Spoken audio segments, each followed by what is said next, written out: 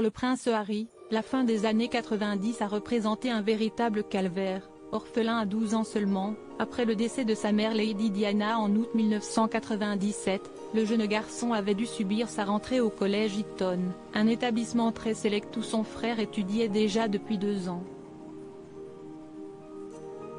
Un endroit qui ne lui a pas vraiment plu, comme il le confesse dans ses mémoires sortis ce mardi.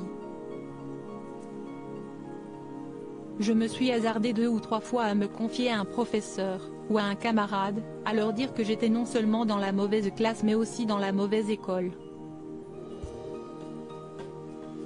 On me répondait toujours la même chose, « Ne t'inquiète pas, ça va aller », raconte-t-il. Selon lui, les professeurs comptaient également sur le fait que son grand frère était également présent. Mais ce n'était pas du tout l'avis du prince William, qui, à 15 ans, ne rêvait que de liberté, aux grandes dents de son cadet. Willy m'avait donné pour instruction de faire comme si on ne se connaissait pas. Quoi ? Tu ne me connais pas, Harold. Et je ne te connais pas, lui avait-il asséné. Une sanction difficile pour un jeune garçon, mais compréhensible pour un aîné sans cesse sous le feu des projecteurs et qui voyait ce collège comme un sanctuaire. Pas de petit frère pour lui coller au basque, le harceler de questions, s'incruster dans son entourage. Il était en train de forger sa propre vie, et il n'était pas disposé à y renoncer, écrit d'ailleurs le prince Harry, conscient de la volonté de se démarquer de son aîné, en pleine crise d'adolescence et qui a compris son importance en voyant ses propres enfants vivre la même chose récemment. William, féru de sa liberté et une volonté d'indépendance qui n'était pas seulement liée à l'adolescence cependant, à en croire le cadet de la fratrie, le futur roi n'avait jamais trop aimé être consciemment associé à son petit frère.